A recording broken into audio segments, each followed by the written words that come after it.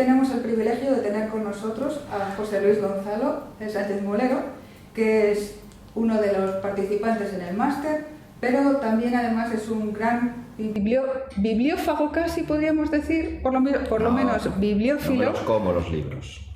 Y coleccionista de libros curiosos, exóticos, y va a enseñarnos su colección comentando un poquito con nosotros. José Luis, de todo lo que tenemos por aquí, yo creo que lo más antiguo quizás sea esta la tablilla de arcilla. Tablilla con escritura cuneiforme. Hombre, realmente el primer soporte de la escritura no fue la tablilla de arcilla, sino que, por lo visto, los primeros soportes de la escritura, o mejor dicho, de la protoescritura, podíamos considerar que era un huevo de avestruz. Y sí, mi colección empieza con un huevo de avestruz, pero no con un huevo de avestruz de hace 40.000 años. Sí. Ahí es donde, en Sudáfrica, en yacimientos arqueológicos, se han descubierto los primeros restos de lo que llamaríamos protoescritura. Pero si ya hablamos de la escritura, los testimonios más antiguos son los que provienen de Mesopotamia. Los más antiguos, porque al tener como soporte arcilla, se han conservado a lo largo del tiempo, durante milenios, bajo tierra, en casi perfecto estado. Claro, porque aquí tenemos también una corteza de árbol, que en este caso es de abedul, que viene de mi jardín y evidentemente no tiene miles de años, pero bueno, pues siempre que leemos en los libros que se escribía en corteza de árbol nos imaginamos la corteza esa de alcornoque, ¿verdad? Es cómo se escribirá en esta corteza, pero aquí tenemos esta corteza de abedul que es prácticamente pues sí, como un papel, ¿verdad? Sí, esto realmente no conservamos ningún testimonio material de la escritura en Europa en corteza de árbol. Pero hay testimonios literarios y testimonios etimológicos que así lo atestiguan. Plinio el Viejo, en su Historia Natural, hablaba de que los antiguos romanos escribían en hojas de árbol. Y de ahí viene el término liber, que realmente liber es la parte interior de la corteza de los árboles. Del tilo, creo. Él habla del árbol, puede ser el tilo, pero esa etimología latina del liber es muy curioso que también la encontremos en inglés y en alemán. Porque en alemán antiguo, ¿cómo se diría? Buch es haya, el árbol del haya. Y book en inglés también viene de la misma etimología. Es muy curioso, que tanto en latín, que es un idioma indoeuropeo, como en el alemán o en el inglés, que también lo son, para referirse al soporte de la escritura, empleen un término referido al libro. Así que es muy probable que Plinio tuviera razón cuando hablaba de eso.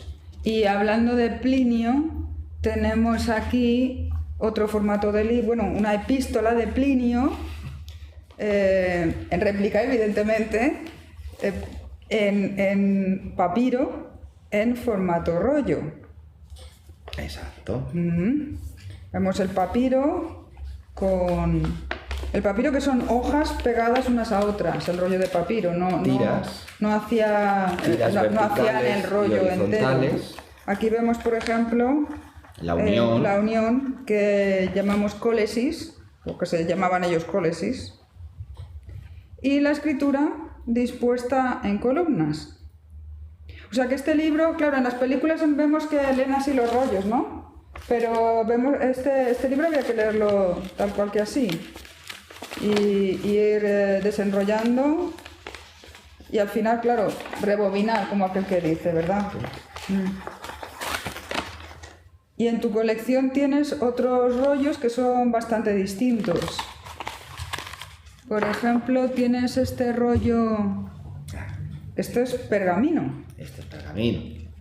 Y en este caso la escritura está dispuesta en sentido vertical.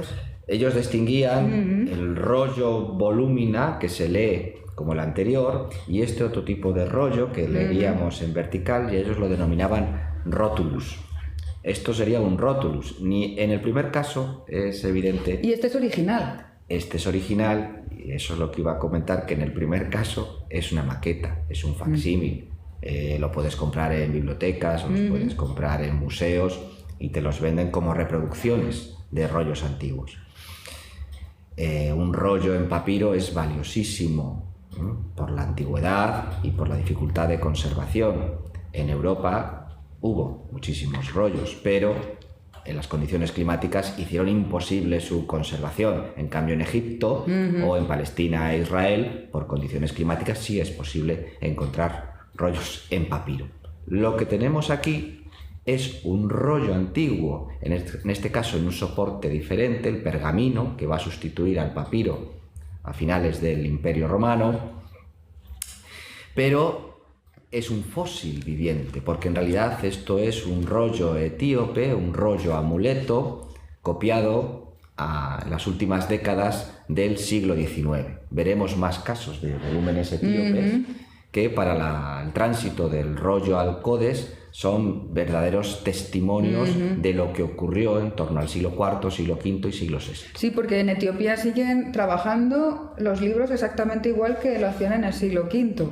El aislamiento, desde el siglo VII, Egipto es invadido por los árabes. Etiopía, en cambio, queda como un reino cristiano aislado del resto de la cristiandad. Sus copistas, sus libreros, sus encuadernadores aprendieron a fabricar los libros en una época previa al siglo VII. Y claro, nos encontramos que siguen fabricando rollos cuando es un formato que ya había desaparecido del Mediterráneo, pero ellos siguen haciendo rollos. Tenemos que buscar una excusa para visitar Etiopía. Sí, es uno de los sitios que no me puedo quedar sin ver.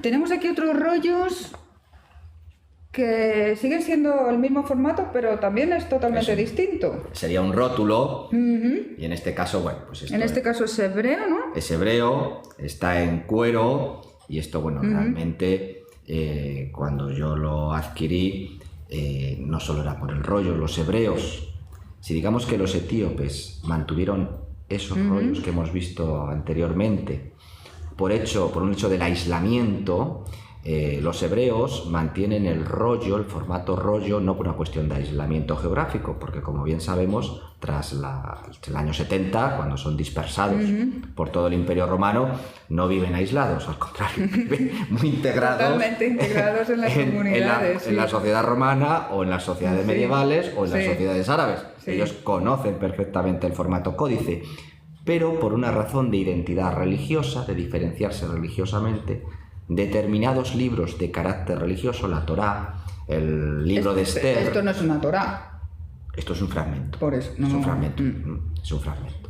El libro de Esther siguen copiándolo en formato rollo durante siglos y siglos.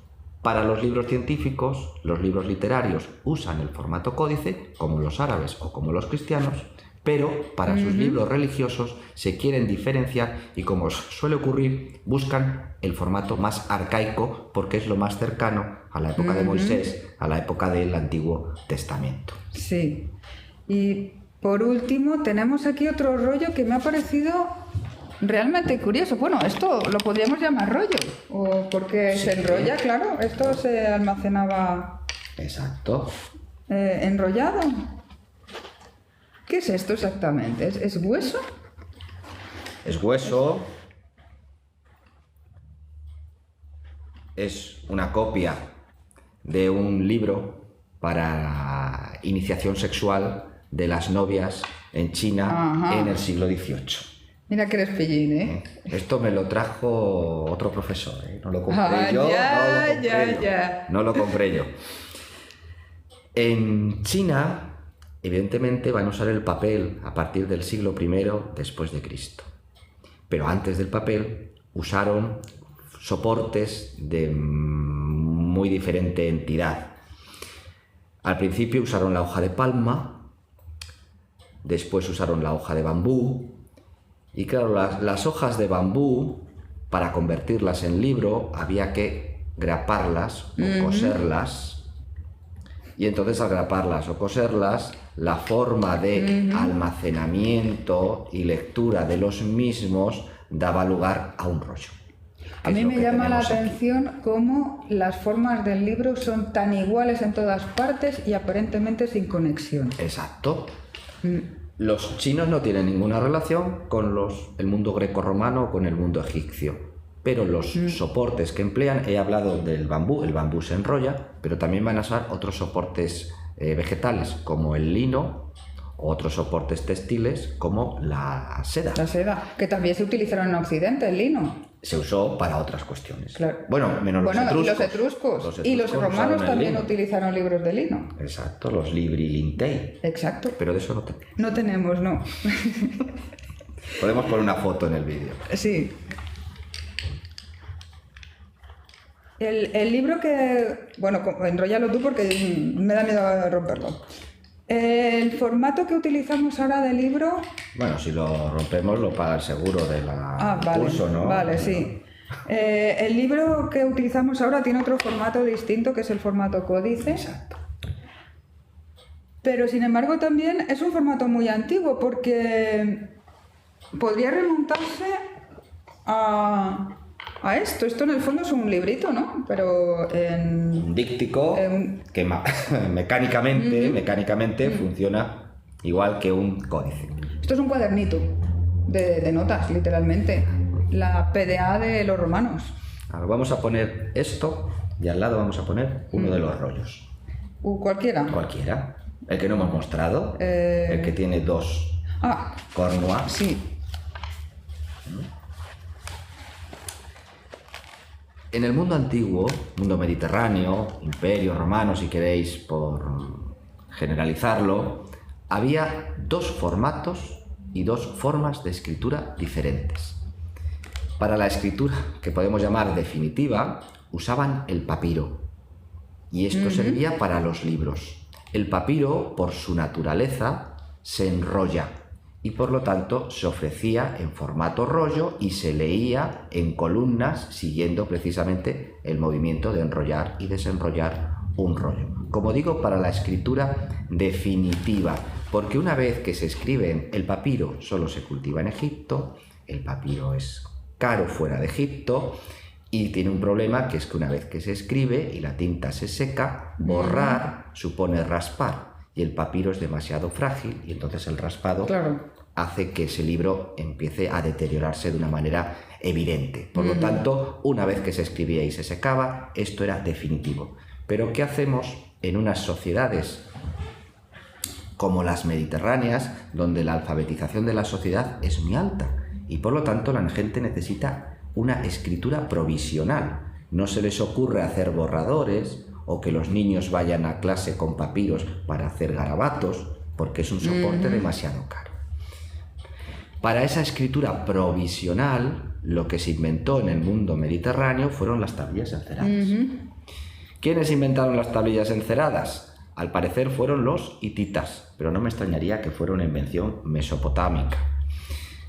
Las tablillas enceradas permitían a los comerciantes hititas llevar su contabilidad, sus necesidades comerciales, etcétera, etcétera. Con un stylus en latín o grafei en griego, escribían sobre la cera y cuando esa cuenta había que modificarla, con la parte posterior del stylus se puede borrar.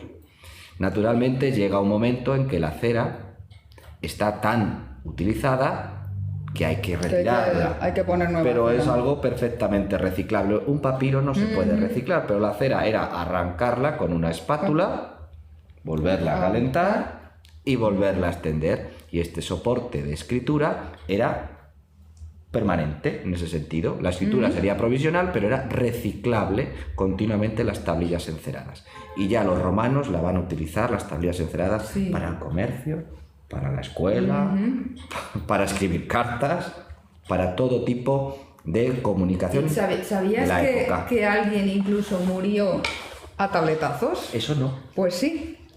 Ya te pasaré, te pasaré la noticia. Pues sí, también se podían utilizar como armas. Pues eso no se me había ocurrido. El ingenio humano para la maldad es tremendo. Esto me parece más adecuado. También. Los romanos, de hecho los romanos prohibieron que los estilos fueran de metal, precisamente para evitar que se usaran como armas, puñales. Imaginaros a los niños de la escuela con sus tablillas enceradas y sus stylus. Que las peleas podían acabar. Uf, ya te digo. Pero entonces, si este era el libro... La escritura, el soporte y formato de la escritura definitiva. ¿Cómo pasamos al formato que tenemos ahora? Así El rollo de papiro, porque aunque conocían el pergamino, no usaban el pergamino prácticamente para hacer rollos. Se cree que el 90% de los rollos eran siempre en papiro. Tenía dos problemas. El primer problema es la propia endeblez del soporte escritorio. Es decir, el papiro es un soporte que tiene una obsolescencia natural muy marcada. Es un soporte tan frágil que el uso continuado del mismo hace que pronto se produzcan roturas. Aquí está doblado y ya está casi roto. Fíjate. Poco a poco se va rompiendo, se va quebrando, de tal manera que igual que hablamos hoy de obsolescencia programada para algunos electrodomésticos, los griegos y los romanos sabían que sus papiros tenían una obsolescencia natural, que a los 25 o 30 años esto era para tirar a la basura. Primer problema del papiro, su poca durabilidad. Segundo problema del papiro, las dificultades para su transporte y también las dificultades para almacenar texto. Un papiro, si yo quiero llevarme este papiro para leer en un viaje o quiero llevármelo a la calle, pues vista su fragilidad es prácticamente imposible. Pero también tiene otro problema, que aquí no hay un libro entero. Puesto que el papiro, los formatos rollos, no se puede escribir por ambos lados, solo por uno, desaprovechamos la mitad del soporte y en consecuencia un libro romano, la historia de Roma, necesitaría muchísimos rollos. El de Tito Livio, la historia de Roma de Tito Livio, pues pone que son 20 libros. Los 20 libros de la historia de Roma desde la fundación de la ciudad. Claro, esos 20 libros eran 20 rollos. Es que eran 20 libros. 20 rollos. Claro, porque ahora la historia de Tito Livio nos cabe en un libro. Dices, ¿por qué tiene 20? Porque originalmente eran 20 libros. Nadie se lleva un libro formado por 20 rollos por la calle, a no ser que tenga un esclavo que cargue con la capsae a la espalda o en la cabeza o así. Era un poco rollo. Exacto. Tenía problemas de durabilidad, problemas de lectura, problemas de transporte. Entonces los romanos van a intentar buscar un formato que sea la solución a esos problemas del papiro. Claro, y lo tenían ya casi a mano por las tablillas enceradas que hemos visto, ¿no? Porque las tablillas enceradas la hemos visto en díptico, pero podía haber más tablillas. Claro. Aquí, por ejemplo, tenemos un políptico de 4 tablillas. Este también es etiópico, es también, digamos, un auténtico, no es una réplica, pero es un políptico, solo tiene aparato icónico. Es reciente, pero es lo mismo que tú has dicho, siguiendo exactamente funciona muy bien. Las técnicas que utilizaban. Y el aparato icónico, lo mismo que utilizaban en la Edad Media. No conservamos códices primitivos. Lo que conservamos son referencias literarias, referencias artísticas y fragmentos de esos códices primitivos, sobre todo localizados en el vertedero de la ciudad egipcia de Osirrincus. Nos sirven, pero siempre ha habido dudas sobre cómo eran esos primitivos códices. Hay varias hipótesis, pero ya que tenemos aquí la tablilla encerada, vamos a quedarnos con la hipótesis de la tablilla encerada. La idea es que el códice surge como una mezcla entre el rollo y la tablilla encerada, en la cual se decide que se sustituye la cera por hojas de papiro y se encierran en tablas de madera. La etimología, una vez más, nos ayuda, porque códex viene del latín caudex, y caudes es madera. Tabla de madera. La etimología nos ayuda, Pero vamos a los testimonios literarios. Los testimonios literarios empiezan con Marcial. Y Marcial, en una de sus cartas, el poeta hispano-romano, le recomienda a uno de sus lectores que si quiere llevar los epigramas, sus epigramas, como compañeros de un largo viaje, vaya a la tienda de determinado copista o librero y los adquiera en membrana aplastada por tablas de madera. Eso no es un rollo. No, y además dice que caben en una sola mano, porque el rollo había que llevarlo en las dos manos. ¿Tú crees que sería algo parecido a esto lo que se refiere Marcial? Esto es otra vez etiópico, es del siglo XVIII probablemente, o sea, no es de época de Marcial, no. Pero yo me lo imagino como algo parecido a esto, de este tamaño más o menos. Exacto. Esto y vamos a poner como compañero esto otro, porque probablemente fuera el paso previo. ¿Esto qué es? Eso es también etiópico, pero en formato acordeón. Ajá, claro, esto es un intermedio entre... Esto es un rollo. Exacto. O un rótulo. Un rótulo que se ha doblado. Que en vez de estar enrollado, está plegado en formato acordeón. Sí. ¿Qué nos dice Marcial? Lo que nos dice Marcial es que sus epigramas, y por lo tanto, recordemos que los epigramas son poemas breves, no necesitas 20 rollos para llevar los epigramas de Marcial, son textos de carácter satírico y por lo tanto una muy buena lectura de entretenimiento para un viaje, para ir riéndote. Pero claro, en un viaje, llevar el rollo, ¿qué hacemos Era con el rollo? ¿Dónde se aplasta, se arruga? ¿Qué hago con el rollo? Entonces, hacia el año 80 después de Cristo, se empiezan a vender lo que los romanos llamaban pugilares, libros cuadrados o liber quadratus. Y bueno, pues liber quadratus puede ser esto. Lo de que era membrana aplastada entre tablas de madera también, pergamino, membraceo, membrana, tabla de madera, aplastado. Y por último, a estos libritos los romanos, aparte del libri quadrati, también los denominaban pugilares. Y los denominaban pugilares por lo mismo que estoy haciendo yo ahora, porque los podía sostener en la palma de la mano, en el puño. Esto es un pugilar romano, pero fabricado por un etíope en el siglo XVIII. Bueno, 18 es verdad que... Cuando lo compré me dijeron que era del 18. El suyo es del 18, el mío en cambio es del 19. Este es del 18 y es, otra vez más, un fósil bibliográfico. Pero digamos que ya es un fósil bibliográfico evolucionado. Sin cuero, porque el cuero va a llegar mucho más tarde, etc. Pero ¿cómo llegamos realmente a este?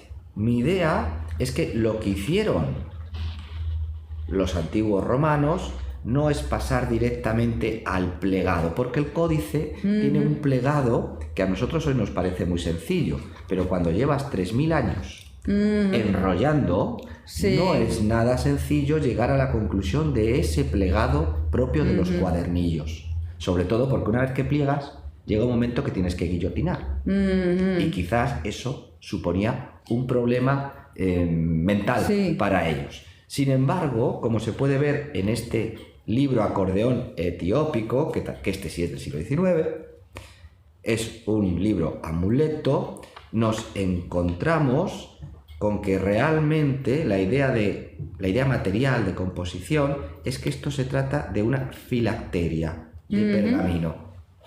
Esta filacteria de pergamino antes podía doblarse como un rollo, pero si yo quiero llevar esto, vamos a coger el otro rollo. Este es pequeño, pero si yo quiero llevar esto guardado en un bolsillo, etcétera, llega un momento en que esta opción es la más lógica. Y además vuelve a cumplir con la misma idea. Liber quadratus y pugilar. Pues sí. La misma idea. Ahora bien, un libro acordeón como el que yo tengo aquí sigue teniendo el mismo problema del almacenamiento. Claro, porque realmente es un rollo. En este caso se ve que alguien que no es el copista, porque es tinta de otro color y letra de otra mano, suponemos que el dueño decide reaprovechar el espacio, luego vemos que aquí ya no se reaprovecha, pero aquí lo reaprovecha. Claro, es que en pergamino se puede plegar, en papiro no tanto, se acabaría quebrando, pero en pergamino, como es un soporte de origen animal, es mucho más flexible y yo puedo hacer esto, aplastarlo, sin que se rompa. Pero si yo quiero aprovechar los dos lados, porque ahora sí puedo aprovechar los dos lados, tengo que idear un sistema de plegado distinto, que ya es cuando se dan cuenta que si yo guillotino... Claro, de aquí al códice ya sí que hay un paso. Llegamos directamente ahí. Y a mí una cosa que me llama mucho la atención es lo que comentábamos antes, estas formas intermedias entre el rollo y el códice, que también las encontramos en Oriente. Exacto, pasa exactamente igual. A mismo problema, idénticas soluciones. Y en este caso, en Oriente, en China, descubrimos que se toman decisiones parecidas. Teníamos el formato rollo. El formato rollo va a durar en Oriente hasta el siglo XIX. Lo que ocurre es que esos rollos los van a aplicar cada vez menos y solo para libros amuleto o para libros sagrados, etc. Una vez más, el arcaísmo de mantener un formato. Pero en Oriente encontramos que entre el rollo y el formato Baobei Zuag, que es muy parecido a nuestro códice, pero que no son exactamente códices, vuelve a ser el formato acordeón. Y volvemos a encontrar una coincidencia entre el mundo mediterráneo y el mundo de Extremo Oriente. Formatos que evolucionan de manera muy semejante. Muy bien. ¿Y aquel librito, esto pequeñito que tienes aquí, eso...? Esto también es etíope. Eso es mi favorito de toda tu colección. Cualquier día te quedas sin él. ¿Qué es esto? Pues no sé si lo van a poder ver en cámara. Hemos dicho que los primitivos códices, como los que hemos visto, hablan de que tenían tablas de madera. Sin embargo, a partir del siglo V, siglo VI, se dan cuenta de que para proteger mejor el contenido de los códices, el cuero le da flexibilidad a la encuadernación y sobre todo le da una cierta impermeabilidad con respecto a la humedad, lo cual es muy bueno. Bien, esto ya tiene cuero.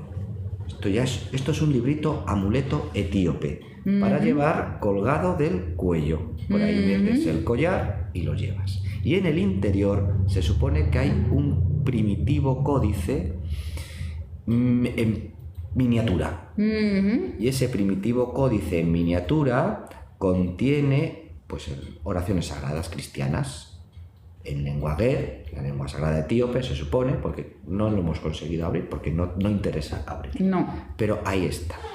Bien, esto... Porque claro, el libro tiene también un valor simbólico que no solamente es la información escrita, sino, bueno, pues...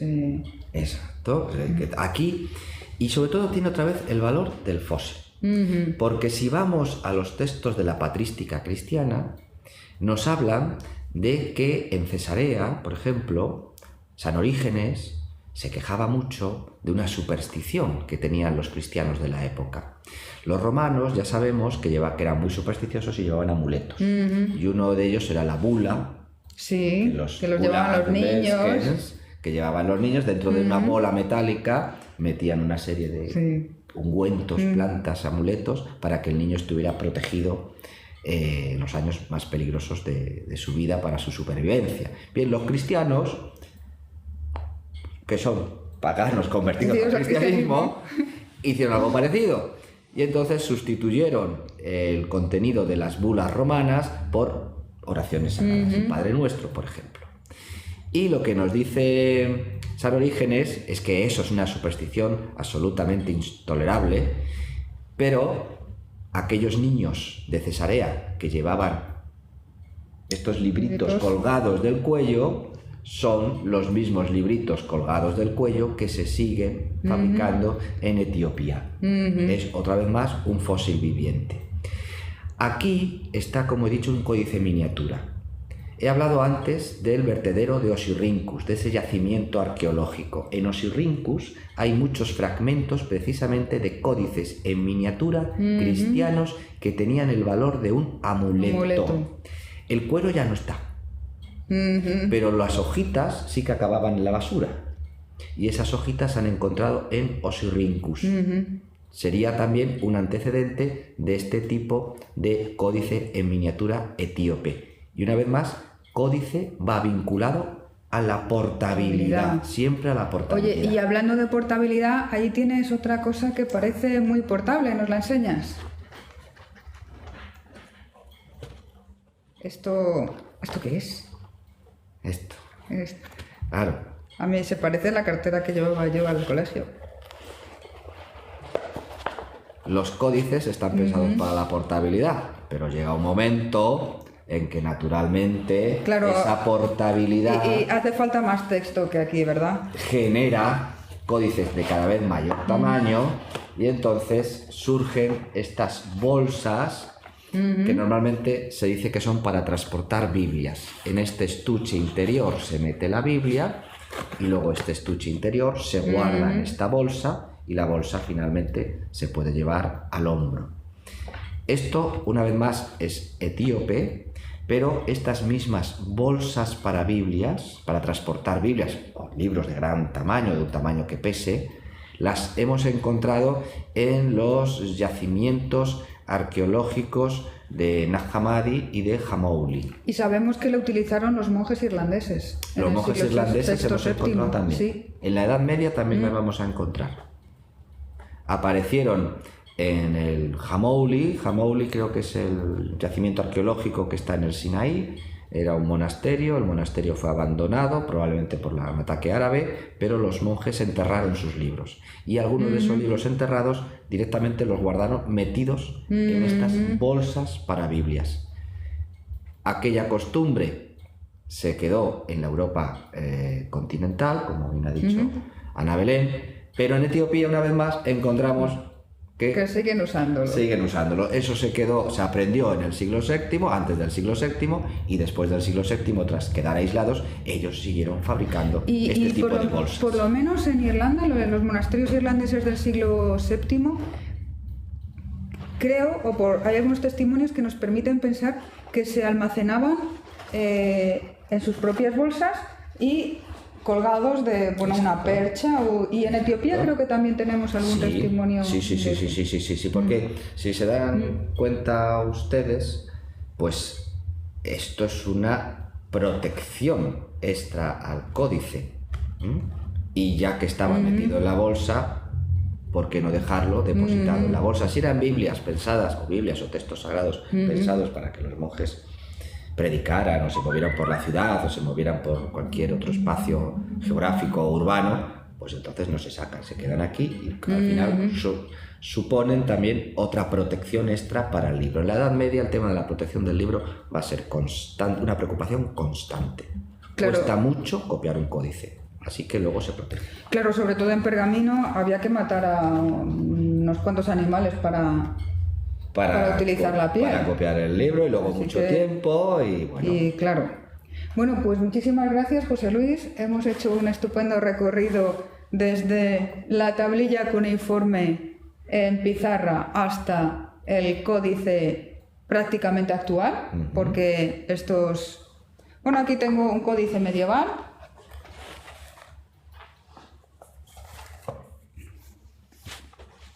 Esto es una réplica también, no es un códice original, pero bueno, es un libro, ya no es tan portable, ¿verdad? Pero aparte de la decoración y de que está manuscrito, prácticamente es el mismo formato que tenemos o que teníamos antes del tablet. El formato es el mismo del códice que hemos visto al principio, el códice etiópico del siglo XVIII. Aquí aquí hay una iluminación espectacular, etcétera, etcétera, pero debajo de toda esa iluminación también hay una técnica de copia que exige el picado, el pautado y la encuadratura. Sí, pero eso ya lo vemos otro día. En otro día. Lo dejamos para el próximo vídeo o la próxima lección. Pues muchas gracias por vuestra atención y hasta la lección sobre la impaginación.